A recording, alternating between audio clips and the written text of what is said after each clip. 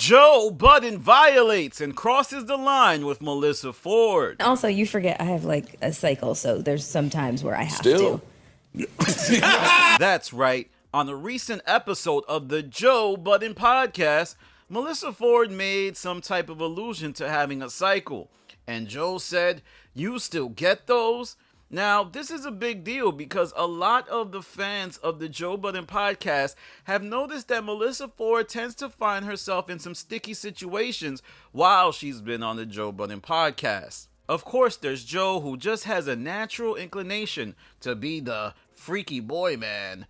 And then there's Flip, who constantly claims to be Melyssa Ford's brother, but also seems to be in awe of her past video vixen greatness.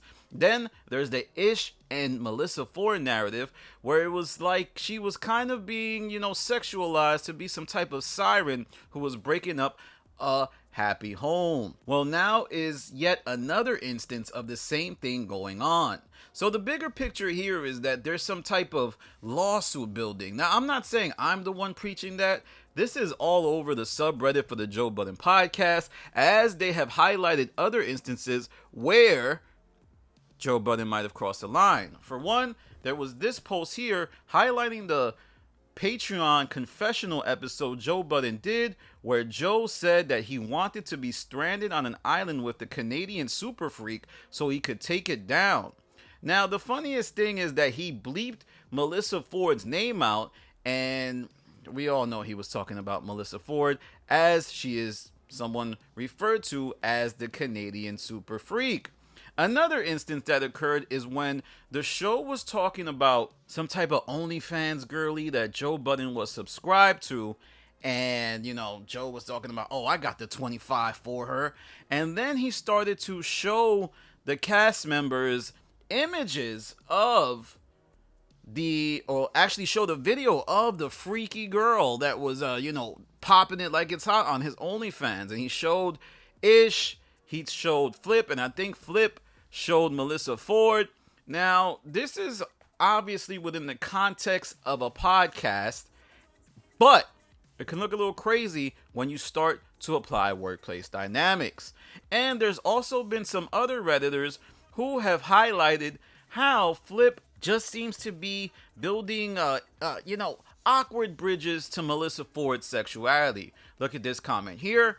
And Flip disguising it as him being Mel's brother and trying to demonstrate a protective shield over her while saying overt sexual comments to her at the same time is plain sick. And that's another person, Flip does, he does do the brother-sister thing, and, it's a lot, and it just seems like he sees her as an object of sexuality. And on top of that, remember the awkward situation where Melyssa Ford was basically being prodded by Flip to reveal some of the past instances of sexual harassment / abuse that she received in the industry? Overall, the last time it happened isn't necessarily indicative of a bad thing, because it could just happen one time. But I just did light research and found like 5 instances. So this is something that has to be monitored. And considering what happened on the show in the past, we all know what I'm talking about. Dream had a song. It was called Dope Chick. I think Melyssa Ford knows that she's in a terrible situation, but she needs that money. And if you've been noticing, Melyssa Ford went on vacation. Now, it wasn't just any vacation, because on the podcast, Flip said that the vacation came out of nowhere. And then on Playback TV, Joe Budden said that vacation came out of nowhere. Everybody had something to do in July. Flip had just got back from suspension, maybe when Mel had going on. So that whole thing wasn't planned. And then Melyssa Ford comes back from the vacation and looks miserable. So something's going on with Melyssa Ford. I don't know what it is. I don't know what's going on, but one thing I do know is that these, inappropriate things on air might be contributing to her lack of engagement on the show. might be making it weird for her to be there, but she needs the money, man. I don't think she's going to be able to replicate the paycheck somewhere else. Believe it or not, having a steady income and also being able to be on the Joe Budden podcast, which is the biggest podcast in its field, is something that she probably has to stick around for. But the minute, I'm telling y'all, the minute she gets something, if she ever gets something that lives up to it, she's out of there. But let me know what you think. Do you think the line has been crossed with Melyssa Ford to the point where even the fans of the show are saying she has everything she needs to garner a huge lawsuit? We also have to look at the fact that, hey, this is a podcast. Melyssa Ford has proclaimed to be one of the guys. And this is how guys joke. This is how guys get down. They make inappropriate comments about someone's sexual life, someone getting boxed, someone getting women. And Melyssa Ford should have known what she was signing up for. But then we also have to look at Joe. What is his obsession with having a woman co-host? The peak of the show was when they had Rory and Maul. And he also tried to bring on other women, and it did not work out. We're looking at Marissa. We're also looking at his failed 2-women podcast, See the Thing Is, and Girl I Guess.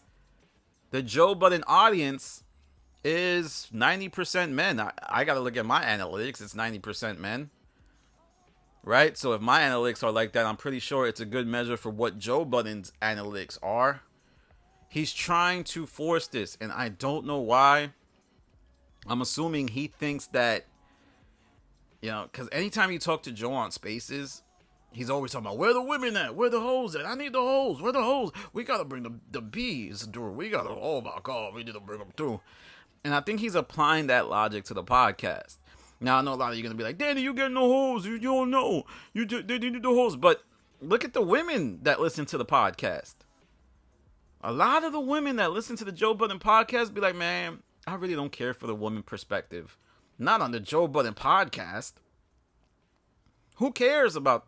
Mandy has said that. That's one of the reasons she doesn't like women on the podcast. I know a lot of it looks like she's hating on Melyssa Ford. But some people used to use the Joe Budden podcast for the locker room talk. And now that Melyssa Ford is there, it's just creating complications. Because it's clear Flip can't really adjust to having a woman co-host. So much so that he barked on Melyssa Ford for not holding him down and countering what other people said about him being inappropriate with her. I mean, he was basically crying like, yo, how come you don't hold me down, man? When people say this stuff about me, how come you don't hold me down? And Melyssa Ford responded by saying, aw, that's how bad it's gotten, y'all. I think at one point, there's going to be some type of intervention. I don't know if somebody from Human Resources is going to listen to the show and contact Joe and be like, hey, man, this has to stop. I know it's funny, but it's just not good for the long-term health of the show. All right, y'all, that's my video for today. Follow me on Instagram, The Stop TV. Follow me on Twitter, The Stop TV. This is Danny from The Stop. Peace.